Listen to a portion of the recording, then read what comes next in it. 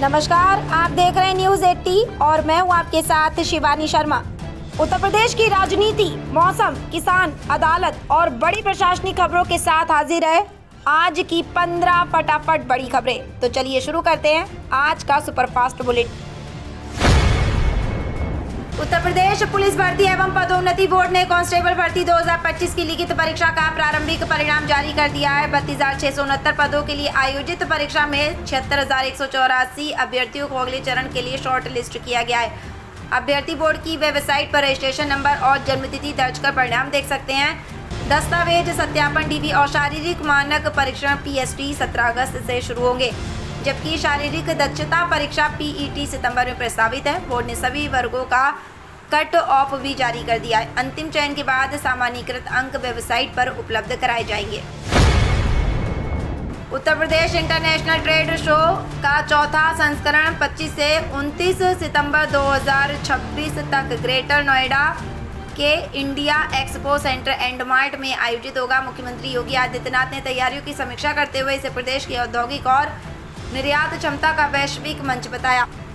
UP for global growth theme पर आयोजित show में 85 देशों के 550 से अधिक अंतर्राष्ट्रीय खरीदार, 2400 प्रदर्शक, 1.5 लाख B2B खरीदार और 4.5 लाख B2C आगंतुक शामिल होने की उम्मीद है। आयोजन में ओडी, ओपी, एमएसएमई, इलेक्ट्रॉनिक्स, रक्षा, कृषि, ईवी, स्टार्टअप और हस्तशिल्प समेत 27 से अधिक क्षेत्रों का प्रदर्शन होगा।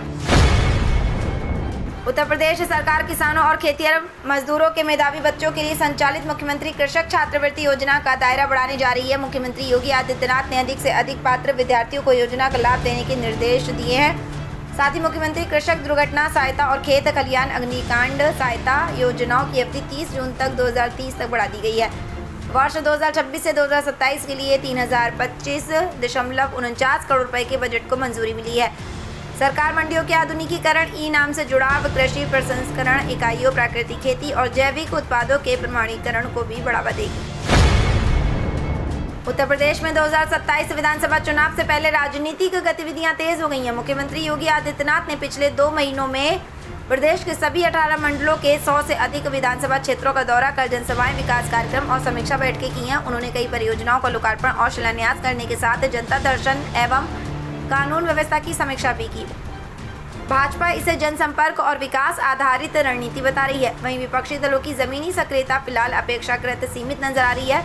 हालांकि चुनाव से पहले सभी दल अपने अभियान को और तेज करने की तैयारी में है। उत्तर प्रदेश सरकार दिव्यांगजन को रोजगार और स्वरोजगार से जोड़ने के लिए 3 से 10 अगस्त तक दिव्यांगजन रोजगार अभियान 3.0 चलाएगी। अभियान के तहत सभी राजकीय ITI में विशेष रोजगार शिविर लगाए जाएंगे, जहां नौकरी के अवसरों के साथ स्वरोजगार योजनाओं की जानकारी भी दी जाएगी। जिला उद्योग केंद्र, MSME विभाग और रोजगार संगम पोर्टल के माध्यम से रिक्तियों से अभ्यर्थियों को जोड़ा जाएगा। प्रत्येक जिले में मुख्य विकास अधिकारी की अध्यक्षता में समिति अभियान की निगरानी करेगी। सर्वाधिक रोजगार उपलब्ध कराने वाले 5 जिलों को सम्मानित किया जाएगा, जबकि पूर्व लाभार्थियों का सत्यापन भी होगा। उत्तर प्रदेश सरकार ग्रामीण युवाओं को बेहतर अध्ययन सुविधा उपलब्ध कराने के लिए 11,350 ग्राम पंचायतों में हाईटेक डिजिटल लाइब्रेरी स्थापित कर रही है। इन लाइब्रेरियों में प्रतियोगी परीक्षाओं की तैयारी के लिए 20,000 से अधिक डिजिटल अध्ययन सामग्री उपलब्ध होगी।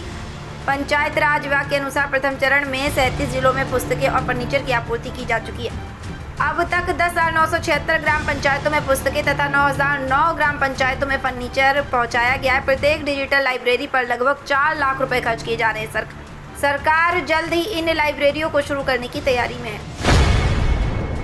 उत्तर प्रदेश विधानसभा चुनाव 2027 की तैयारियों के तहत आजाद समाज पार्टी ने 45 विधानसभा सीटों के लिए प्रभारियों एवं संभावित प्रत्याशियों की पहली सूची जारी की है। पार्टी प्रमुख चंद्रशेखर के नेतृत्व में जारी सूची का उद्देश्य संगठन को मजबूत करना और चुनावी तैयारियों को तेज करना है। सूची में अनुसूचित जाति, अन्य पिछड़ा वर्ग, मुस्लिम और सिख समाज के नेताओं को प्रमुख जिम्मेदारियां देकर सामाजिक संतुलन साधने का प्रयास किया गया। नियुक्त प्रभारी अपने अपने क्षेत्रों में संगठन विस्तार, कार्यकर्ताओं को सक्रिय करने और जनसंपर्क अभियान को गति देंगे। पार्टी जल्द अन्य सीटों की सूची भी जारी कर सकती है। बसपा सुप्रीमो मायावती ने यूपी विधानसभा चुनाव 2027 की तैयारियों और आकाश आनंद की भूमिका को लेकर स्थिति साफ की है। उन्होंने कहा कि प्रदेश में उम्मीदवारों का अंतिम निर्णय वही कर रही है और अब तक 20 से अधिक प्रत्याशी तय किए जा चुके हैं। मायावती ने आकाश आनंद को लेकर चल रही चर्चाओं को भ्रामक बताते हुए कहा कि वे संगठन की जिम्मेदारियां ईमानदारी से निभा रहे हैं। उन्होंने बताया कि कुछ सीटों पर आकाश आनंद पार्टी की जनसभाओं के जरिए प्रत्याशियों की घोषणा करेंगे। मायावती ने कार्यकर्ताओं से सोशल मीडिया की अफवाहों से सतर्क रहने की अपील की।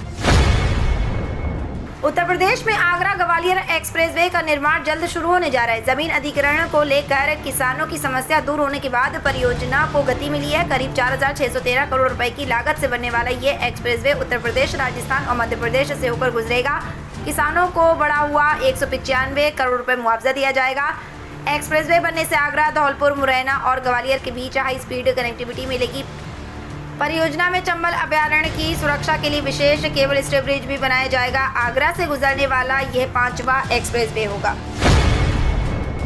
उत्तर प्रदेश विधानसभा चुनाव 2027 से पहले एनडीए में सीट बंटवारे को लेकर सियासी हलचल तेज हो गई है। राष्ट्रीय लोकदल आरएलडी ने भाजपा के सामने 33 से अधिक विधानसभा सीटों पर दावेदारी जताई है।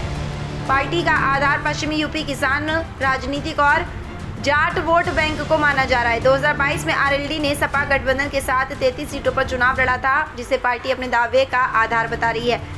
कैराना सांसद इकरा हसन के 50 सीटों वाले पुराने बयान से भी चर्चा तेज हुई है। भाजपा के सामने सहयोगियों के बीच संतुलन बनाने की चुनौती रहेगी। संसद परिसर में राम मंदिर चंदा चोरी मामले को लेकर विपक्ष के प्रदर्शन पर उत्तर प्रदेश के मुख्यमंत्री केशव प्रसाद मौर्य ने कांग्रेस और समाजवादी पार्टी पर हमला बोला है। उन्होंने प्रदर्शन को भगवान श्री राम, साधु संतों और भारतीय संस्कृति का अपमान बताया। मौर्य ने सपा कांग्रेस को हिंदू विरोधी बताते हुए कहा कि राजनीतिक लाभ के लिए इस तरह का प्रदर्शन निंदनीय है। उन्होंने कहा कि राम मंदिर चढ़ावा चोरी मामले में दोषियों को गिरफ्तार कर जेल भेजा जा चुका है और जांच जारी है। वहीं विपक्षी सांसदों के हंगामे के कारण संसद की कार्रवाई भी प्रभावित हुई। ऑल इंडिया मुस्लिम जमात के राष्ट्रीय अध्यक्ष मौलाना शहाबुद्दीन रजवी बरेलवी ने वक्फ बोर्ड की जमीनों में अरबों खरबों रुपए के घोटाले का आरोप लगाया। उन्होंने मुख्यमंत्री योगी आदित्यनाथ से मामले की जांच कराने की मांग की है। मौलाना ने दावा किया कि बरेली की कुछ वक्फ संपत्तियों की कीमत करोड़ों अरबों रुपए है और उनके दुरुपयोग की जांच जरूरी है। उन्होंने कब्रिस्तान की जमीन पर एक सपा विधायक द्वारा 3 मंजिला इमारत बनाए जाने का आरोप भी लगाया। हालांकि इन आरोपों की स्वतंत्र पुष्टि नहीं हुई है। मौलाना ने वक्फ संपत्तियों की आय जरूरतमंदों के हित में इस्तेमाल करने की मांग की। मौलाना मोहम्मद अली जौहर यूनिवर्सिटी के 38 भवनों पर ध्वस्तीकरण आदेश के बाद चला छात्रों का धरना रोक आदेश मिलने के बाद समाप्त हो गया है। हालांकि स्थानीय लोगों का आरोप है कि यूनिवर्सिटी के आसपास कई जगह बैरिकेडिंग और ट्रैक्टर ट्रॉली खड़ी कर रास्ते बंद किए गए। इससे छात्रों, अभिभावकों और आम लोगों को आवागमन में परेशानी हो रही है, जबकि प्रवेश प्रक्रिया भी जारी है। रामपुर बार एसोसिएशन के पूर्व अध्यक्ष सतनाम सिंह मट्टू ने रास्ते खोलने की मांग की है। प्रशासन की ओर से अभी कोई आधिकारिक प्रतिक्रिया नहीं आई है। मानसून के दौरान गन्ने की फसल में रोगों के बढ़ते खतरे को देखते हुए गन्ना विकास विभाग ने किसानों के लिए एडवाइजरी जारी की है। इसमें लाल सड़न, रेड रॉट, पक्का बोइंग, बैक्टीरियल टॉप रॉट और विल्ट जैसे रोगों के लक्षण व नियंत्रण की जानकारी दी गई है। किसानों को फसल की नियमित निगरानी करने और रोग दिखने पर वैज्ञानिक उपाय अपनाने की सलाह दी गई है। लाल सड़न से प्रभावित पौधों को जड़ सहित उखाड़ कर नष्ट करने और खेत में जल निकासी की उचित व्यवस्था रखने को कहा गया है। संक्रमित खेत का पानी दूसरे खेतों में जाने से रोकने की भी सलाह दी गई है। और 1 अगस्त 2026 को उत्तर प्रदेश में मानसून सक्रिय रहने की संभावना है। पश्चिमी यूपी के कई जिलों में मौसम सुहावना रहेगा और आसपास में बादल छाए रह सकते हैं। मेरठ, गाजियाबाद, नोएडा, बुलंदशहर और आसपास के क्षेत्रों में हल्की बारिश या गरज चमक के साथ बौछारें पड़ने के आसार हैं। मेरठ में तापमान लगभग 25 से 30 डिग्री सेल्सियस, जबकि गाजियाबाद और नोएडा में 26 से 35 डिग्री सेल्सियस के बीच रहने का अनुमान है। बारिश से उमस में राहत मिल सकती है। हालांकि कुछ स्थानों पर अचानक तेज बौछारें भी परेशानी बढ़ा सकती हैं। लोगों को मौसम अपडेट पर नजर रखने की सलाह दी गई है। तो ये थी आज की 15 फटाफट खबरें। अगर आपको वीडियो पसंद आया तो वीडियो को लाइक, शेयर व कमेंट जरूर करें। धन्यवाद।